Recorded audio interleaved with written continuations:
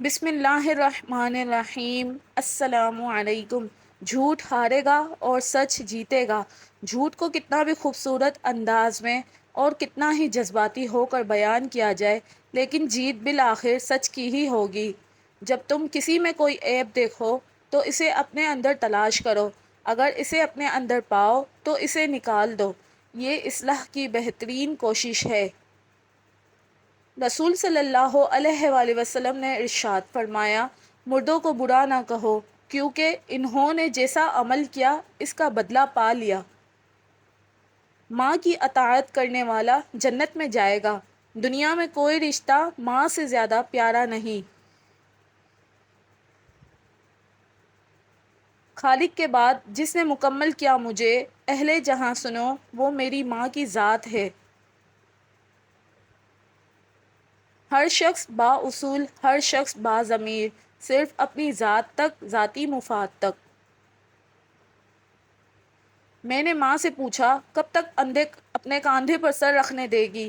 ماں مسکرائی اور کہا، جب تک لوگ مجھے اپنے کاندھے پر نہ اٹھا لیں۔ نماز میں جو آیات پڑھی جاتی ہے، ان پر عمل کرنا ہی در حقیقت نماز قائم کرنا ہے۔ آپ کسی کو بھی زبردستی دو کاموں کے لیے مجبور نہیں کر سکتے، ایک محبت اور دوسرا عبادت، کیونکہ یہ دونوں دل سے ہوتی ہے اور دونوں کا رشتہ روح سے جڑا ہوتا ہے۔ زندگی کے سفر میں ان لوگوں پر توجہ نہ دیں جو آپ کے راستے میں کھڑے تھے، بلکہ ان لوگوں کا سوچیں جو ہر مقام پر آپ کے ساتھ کھڑے تھے۔ ساری کی ساری چالاکیاں اور ہوشیاریاں صرف دنیا میں ہی ہے۔ اس کو بے وقوف بنا لیا، اس سے جھوٹ بول لیا، اسے دھوکہ دے دیا، لیکن یاد رکھے جو کچھ آپ کر رہے ہیں وہ ہواؤں میں نہیں اڑ رہا، فرشتے لکھ رہے ہیں اور اللہ تعالیٰ دیکھ رہا ہے۔ انصاف کرو، ورنہ یاد رکھنا حضرت صالح علیہ السلام کی اونٹنی کے قاتل صرف 4 لوگ تھے، مگر غرق پوری قوم ہو گئی کیونکہ باقیوں کا جرم خاموش رہنا تھا۔ کوئی عرس کا لنگر نہیں کھاتا تو کوئی میلاد کا اور کوئی محرم کی نیاز نہیں کھاتا، لیکن غریب کا حق اور حرام کی کمائی سب کے سب کھا جاتے ہیں۔ درود شریف در حقیقت اینٹی ڈپریشن میڈیسن ہے۔ جو ڈپریشن بڑھتا جائے دوا کی مقدار بڑھا دے۔ نہ جانے کون سی شہرت پہ انسان کو ناز ہے، انسان تو اپنے آخری غسل کا بھی محتاج ہے۔ نماز وہ واحد حکم ہے جسے اللہ نے آسمان سے وحی کے ذریعے نہیں اتارا، بلکہ اپنے محبوب حضرت محمد صلی اللہ علیہ وآلہ وسلم کو آسمان پر بلا کر تحفے میں دیا۔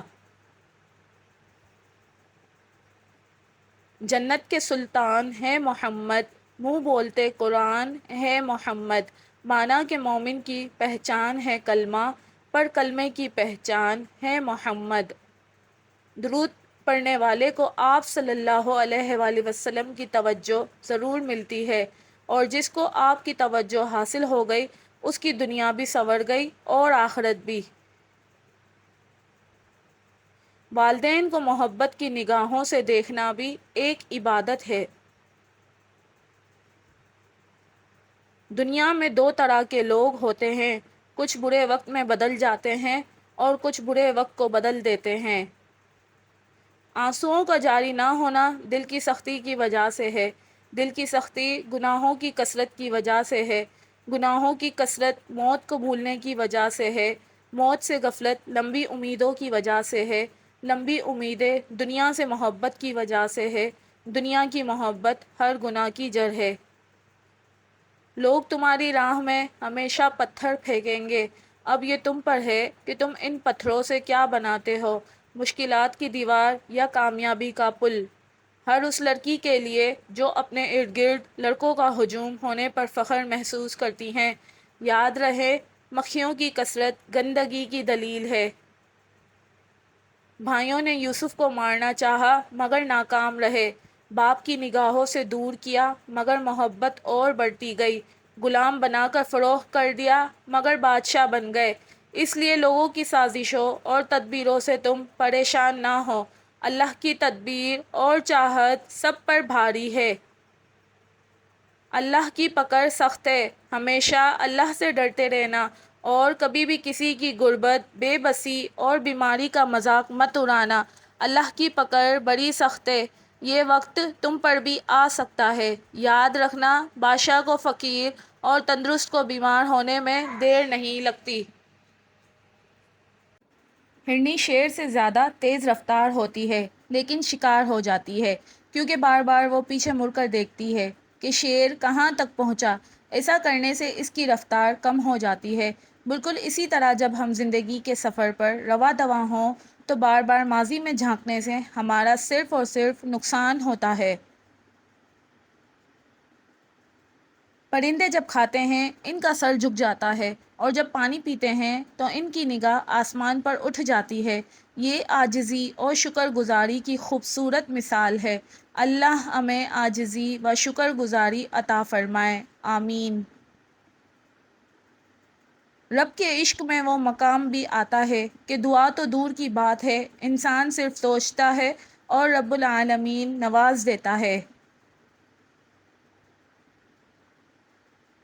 والدین اور بزرگوں سے زبان درازی اور ان کی نافرمانی کر کے اپنی خوشیوں اور کامیابی کے دروازے بند نہ کریں۔ والدین اور بزرگ ہمیشہ نہیں رہتے، لیکن ان سے کیا ہوا نامناسب سلوک اور بد اخلاقی دنیا و آخرت دونوں میں باعزت اور سرخرو نہیں ہونے دیتے۔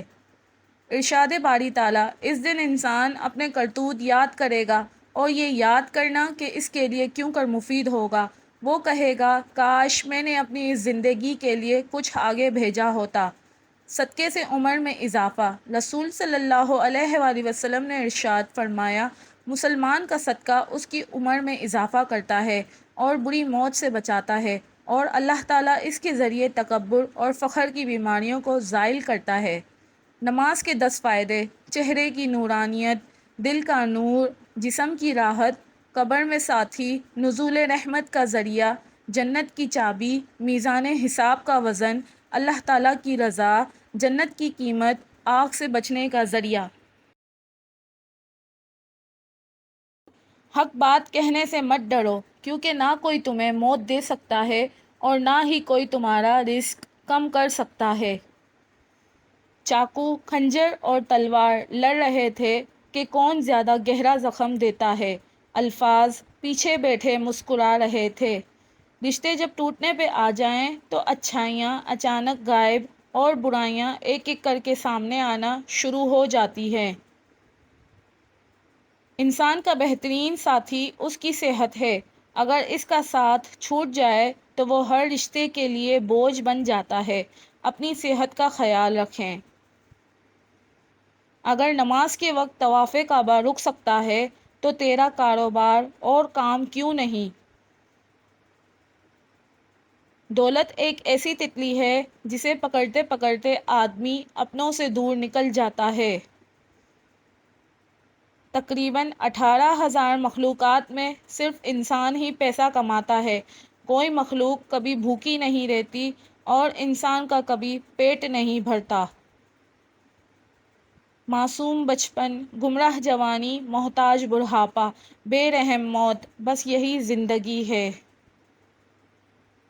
اگر یہ دیکھنا چاہتے ہیں کہ دنیا آپ کے بغیر کیسی ہوگی تو بس یہ دیکھ لیں کہ جو لوگ مر گئے ہیں ان کے بغیر دنیا کیسی ہے۔